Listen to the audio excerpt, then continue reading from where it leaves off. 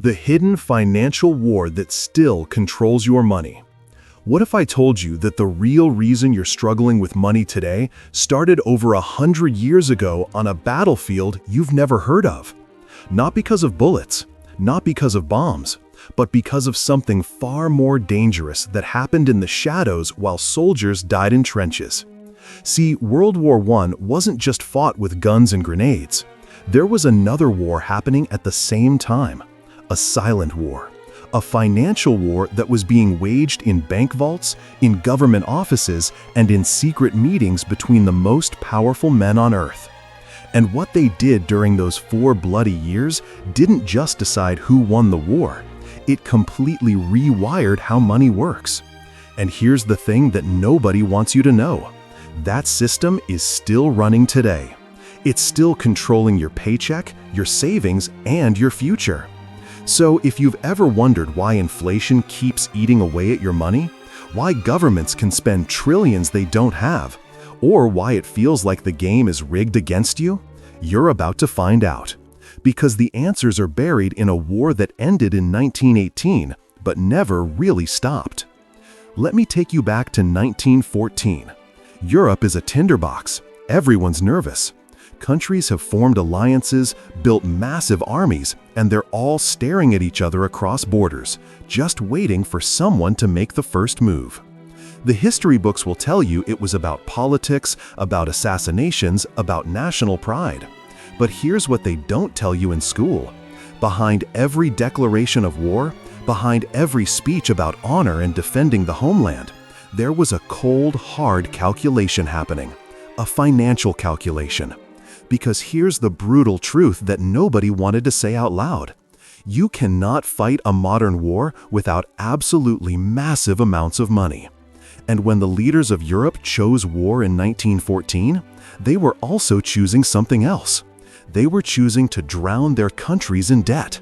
They were choosing to sacrifice the financial future of millions of people who had no say in the decision. Think about that for a second. Regular people, workers, families, they were about to pay a price that would last generations, and most of them had no idea it was coming. Now, when the war first started, most governments thought it would be quick. Over by Christmas, they said. A few months, maybe. They figured they could pay for it the old-fashioned way. Use some gold reserves, borrow a little bit, maybe ask for some patriotic donations. That fantasy lasted about 3 weeks. Because this war was different. This wasn't a few thousand soldiers fighting in a field somewhere. This was millions of men, all needing weapons, food, uniforms, ammunition, trains, ships, artillery. The money was burning so fast it made everyone's head spin. Let me give you some actual numbers so you understand the scale. Germany was spending over 10 million marks every single day by the end of 1914. Britain was burning through £2.5 million daily, every single day. Imagine that. The cost of running entire cities gone in 24 hours just to keep the war machine running. And here's where things get really interesting. At this time, most of the world was on something called the gold standard. Basically, this meant that paper money was backed by actual gold. If you had a dollar or a pound or a mark, you could technically go exchange it for real gold. This system kept governments honest. They couldn't just print money out of thin air because there was only so much gold to back it up. But now, with war costs exploding, gold wasn't enough, not even close. So governments faced a choice. Either admit they couldn't afford the war or break the rules. Guess what they did? One by one, the major powers quietly abandoned the gold standard. They stopped letting people exchange paper money for gold. And in that moment, something massive happened. Something that changed everything about how money works. Money was no longer backed by anything real. It was just paper, just a promise from the government. And that promise was only as good as people's faith in it. This might sound technical, but stay with me. Because this is where your life today connects to this story. The moment governments broke away from gold, they discovered something powerful and dangerous. They could create money out of thin air. They could print whatever they needed to fund the war. There was no limit anymore, except people's willingness to believe the money was worth something. And once they tasted that power, they never gave it up. This is the exact same system we live under today. Your dollars, your euros, your pounds, they're not backed by gold or silver or anything physical. They're backed by faith, by belief, by government promises. And if you've ever wondered why your money seems to buy less every year, this is why. This is where it started. So now the real financial war begins. Germany is in trouble. Because of the British Navy's blockade, they're cut off from the rest of the world. They can't borrow from foreign banks. So what do? They turn to their own people. The German government launches these massive propaganda campaigns, posters everywhere, radio broadcasts, newspaper ads, all with the same message: buy war bonds. Lend your savings to the government. Be a patriot. Support the troops. We'll pay you back with interest after we win.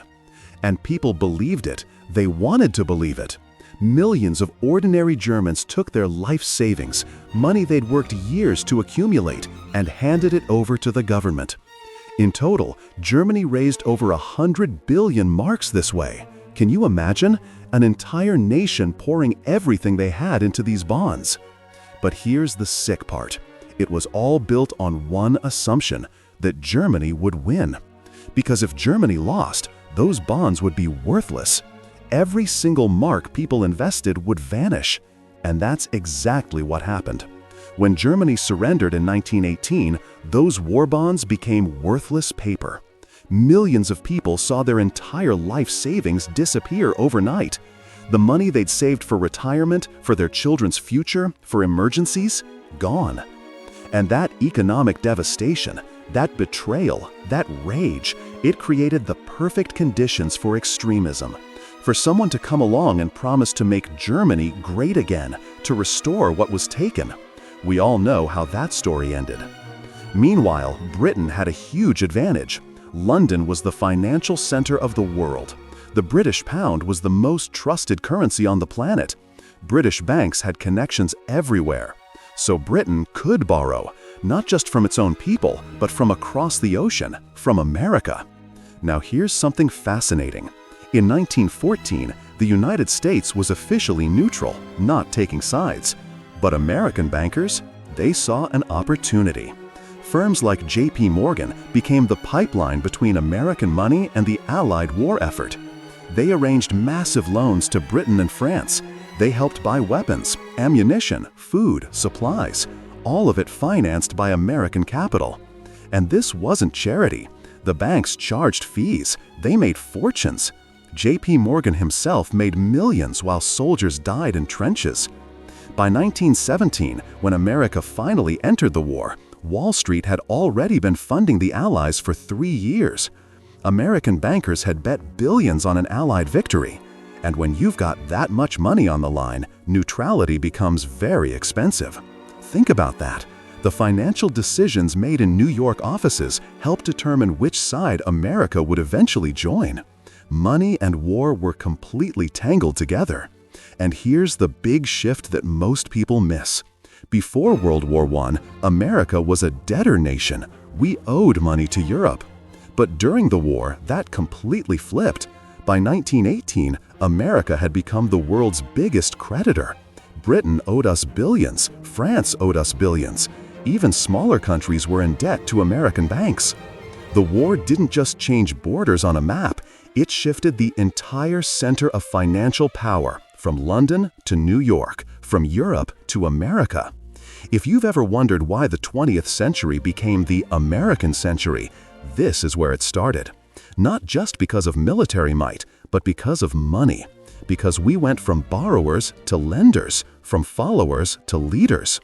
France had its own problems. They needed money desperately, and they got it the same way.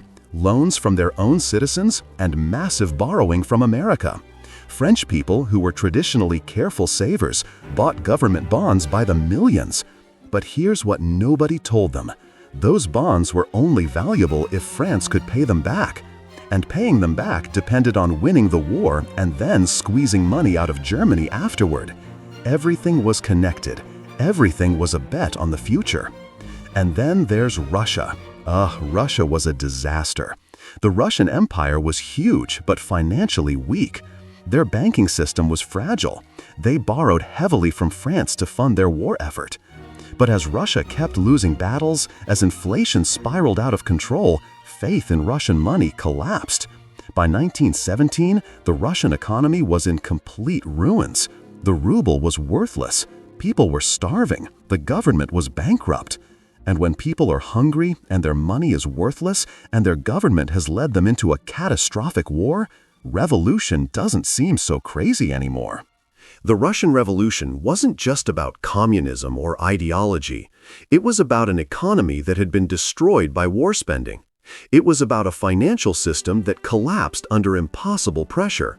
Money and power, once again, walking hand in hand through history. Let me give you the final numbers because they're staggering. By the time the war ended, the Allied powers had spent over $140 billion. The Central Powers had spent around $60 billion. These were amounts the world had never seen before, amounts equal to multiple years of these countries' entire economies. And all of it was borrowed. All of it was debt. All of it would have to be paid back. Except how? How do you pay back debts that large when your country is destroyed, when millions of your workers are dead, when your industries are in ruins? The answer is, you don't, not really. You inflate it away.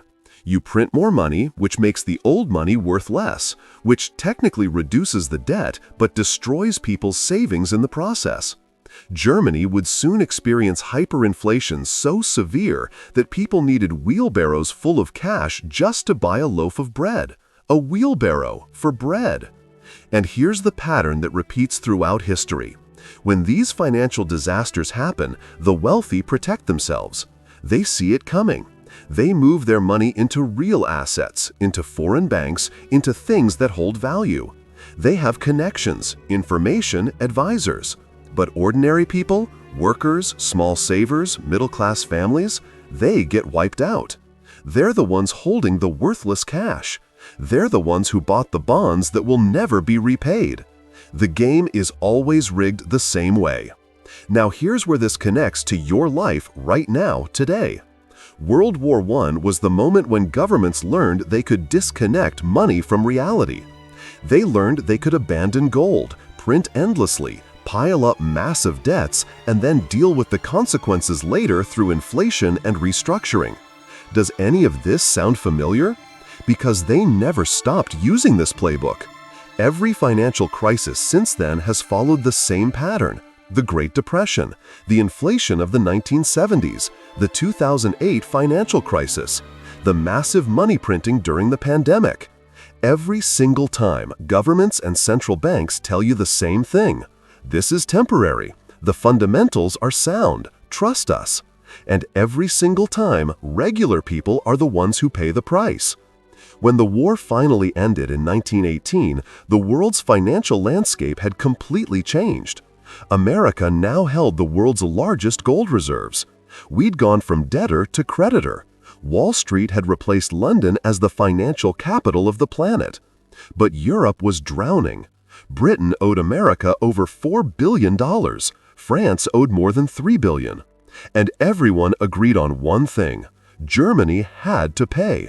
The Treaty of Versailles demanded 132 billion gold marks from Germany in reparations. It was designed to punish, to cripple, to make Germany pay for the war. But here's the problem: Germany couldn't pay. It was impossible. The amount was too large and Germany's economy was already destroyed. So what happened? Germany tried to print money to pay the reparations. And that printing created the hyperinflation that destroyed what was left of German savings. And that rage, that humiliation, that economic devastation, it created the perfect environment for extremism, for Hitler. World War II didn't start in 1939. It started with the financial mistakes made between 1914 and 1918 and the disastrous peace that followed. Meanwhile, Britain made another catastrophic mistake. In 1925, they decided to go back to the gold standard at the old pre-war value of the pound. On paper, this looked strong. It looked like Britain restoring its former glory. In reality, it was economic suicide. Britain's economy had been weakened by the war. Trying to support an overvalued currency just meant deflation, unemployment, and suffering for workers. Winston Churchill, who made this decision as Chancellor, later called it one of the worst mistakes of his life. Once again, regular people paid the price for financial miscalculations made by elites. And America? We started lending money back to Europe. American banks loaned money to Germany so Germany could pay reparations to Britain and France, who could then pay back their debts to America. It was a circle, money going round and round. It looked stable as long as everyone kept playing along, but it wasn't real. It was built on debt, on promises, on the belief that everyone would keep paying forever. And when the Great Depression hit in 1929, the whole thing collapsed like a house of cards. This is why World War I matters to you today, because it showed governments that they could abandon sound money, inflate currencies, and borrow endlessly as long as they could convince people it was necessary. It proved that propaganda works, that you can convince ordinary people to hand over their savings for bonds that will never be repaid, as long as you wrap it in patriotism. It demonstrated that the real winners of war are often not the soldiers or even the generals, but the bankers and financiers who fund it. And every one of these lessons has been used again and again over the past 100 years.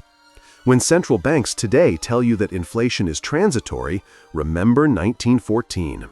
When governments raise debt ceilings year after year with no plan to pay it back, remember 1914. When you're told that printing trillions of dollars won't have consequences, remember what happened to Germany in 1923. The pattern never changes. Only the names and the dates. And here's the hard truth. In every financial crisis, the same people end up paying. Not the bankers, not the politicians, not the wealthy who can protect their assets. It's you, the ordinary worker, the middle-class saver, the person who believes what they're told and trusts the system. Your savings lose value through inflation. Your wages can't keep up with rising prices. Your government bonds get repaid in money that's worth less than what you paid. This isn't a conspiracy. It's just how the system works. It's how it's worked since 1914. So what can you do about it? First, understand that money disconnected from reality will always lose value over time. Paper currency, digital numbers in a bank account, they're only worth what people believe they're worth. Second, recognize that the system is designed to benefit those closest to the money printer, the banks, the governments, the connected elites. By the time money reaches you, inflation has already started eating away at its value. Third, real wealth isn't just numbers on a screen. Real wealth is knowledge, skills, assets that hold value, and the ability to see through the illusions. The financial war that started in 1914 never really ended. It just changed form. It became the normal way governments operate: print, borrow, inflate, repeat. And the battlefield shifted from European trenches to your paycheck, your savings account, your retirement fund.